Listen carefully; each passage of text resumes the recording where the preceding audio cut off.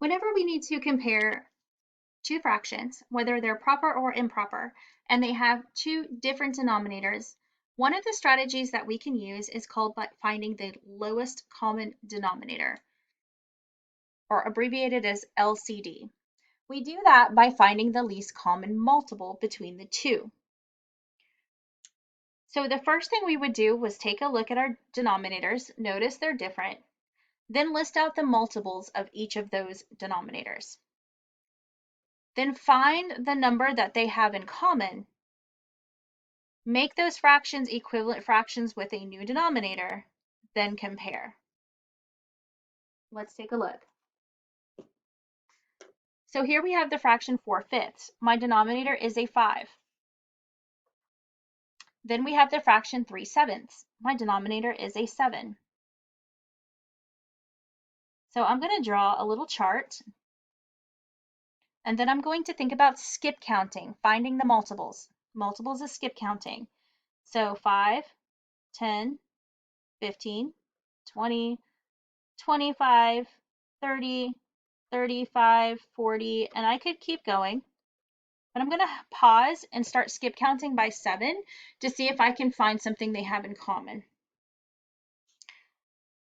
So 7, 14, 21, 28, 35, 42.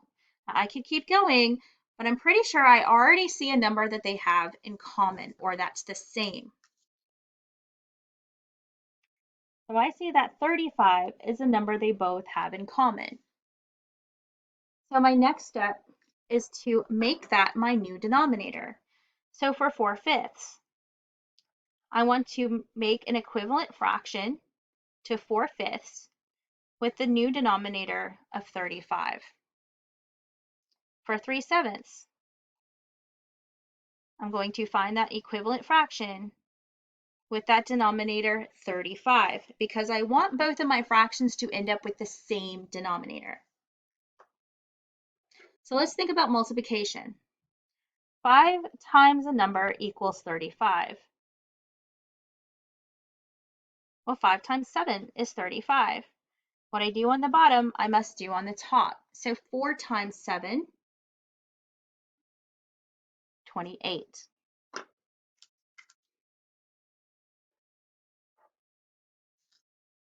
Now I'm going to do the same with the next one. 7 times the number is 35. 7 times 5 is 35. If I multiply by 5 on the denominator, I must do the same thing on top and with my numerator. So what is 3 times 5? 3 times 5 is 15. So I can see based on both of these fractions, now that they have the same denominators, I can look at those numerators and I know that 28 is greater than 15.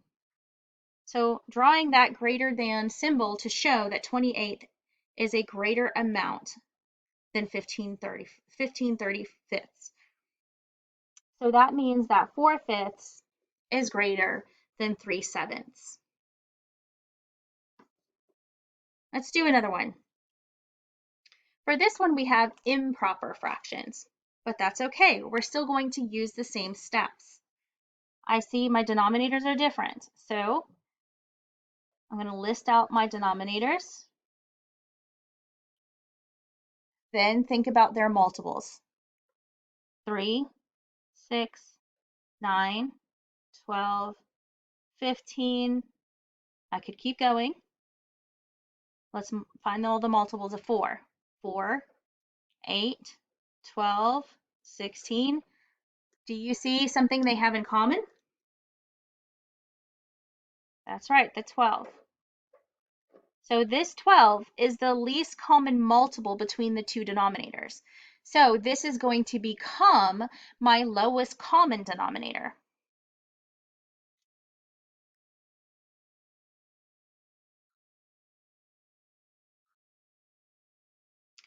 So I'm going to find an equivalent fraction of 5/3 with a denominator of 12.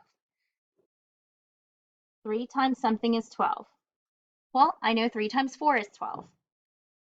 So I'm also going to multiply by 4 with my numerator. 5 times 4, 20.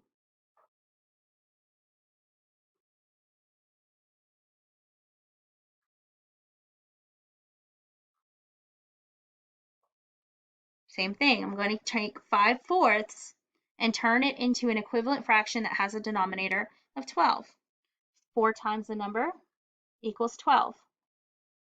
Well, I can see that 4 times 3 is 12.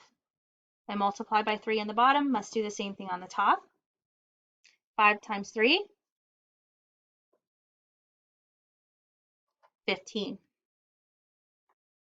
So again, now that my denominators are the same, I can compare my numerators. 20/12 is a greater amount than 15/12. 20 is greater than 15. So drawing that alligator's mouth to open the larger fraction. So 5/3 is greater than 5/4. Now what happens if we have mixed numbers? So here I have 1 whole 4/5, then 1 whole 7/8. Do I need to change these into improper fractions? I could. We definitely can change those into improper fractions and then compare, but I don't need to. If I look at my mixed numbers, both of them have the same exact whole number. So they have equal whole numbers. So that means I can just focus on my fractional parts.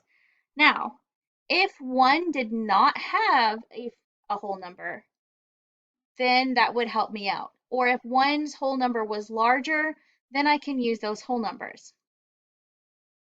Now, if I had an improper fraction in a mixed number, then I'd want to change my improper fraction or my mixed number into an improper fraction, then compare. Let's look at these fractional parts here. So we have 4/5, my denominator is 5, and 7/8, my denominator is 8. I'm going to start by listing out those multiples. 5, 10, 15, 20, 25, 30, 35, 40, 45. I could keep going. Let's find the multiples of 8.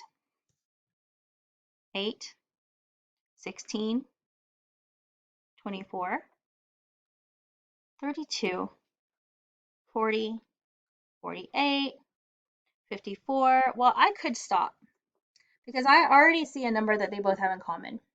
What's the smallest number they both have the same? What is their least common multiple? 40. I can see that if I skip count by 5, it doesn't have any of these other numbers. And same thing, if I skip count by 8, it doesn't have any of these numbers until I get to 40. So again, I'm going to change my fractions into equivalent fractions with my new denominator.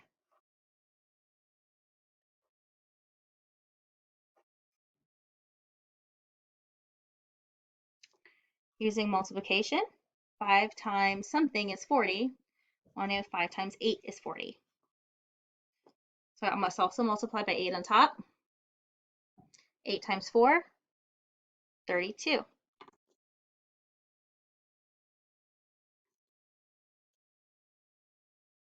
8 times a number is 40. 1, 2, 3, 4, 5. 8 times 5 is 40. So I must also multiply by 5 on the top. What is 7 times 5? 35. Now I can compare those fractions. Now that I have the same denominators, I can see that 32 and 35, well, 32 is less. So this, I'm going to keep my whole numbers because this is 1 and 32/40ths, and this would be 1 and 35/40ths. So since 35 is greater than 32, that means that 1 whole 7/8 is the greater fraction.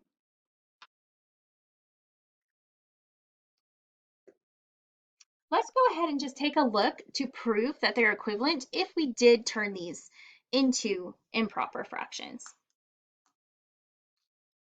Okay, let's start with 1/4. Well, 1/4, this 1/2 means 5/5.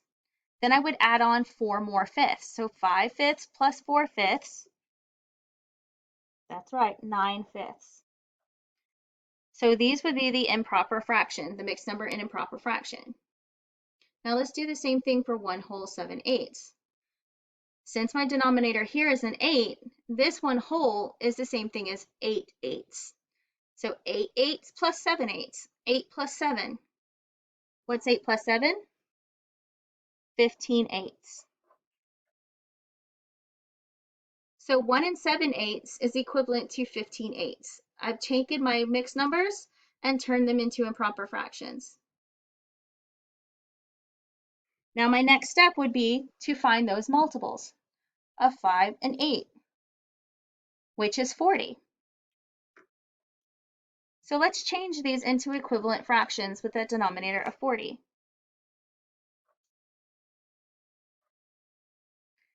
Well, we've already done some of the math here. 5 times 8 is 40. So now we just need to solve for 9 times 8. Well, 9 times 8 is 72. What about 15/8? 8 times the number is 40. Well, 8 times 5. So I need to multiply 15 by 5. What is 15 by 5?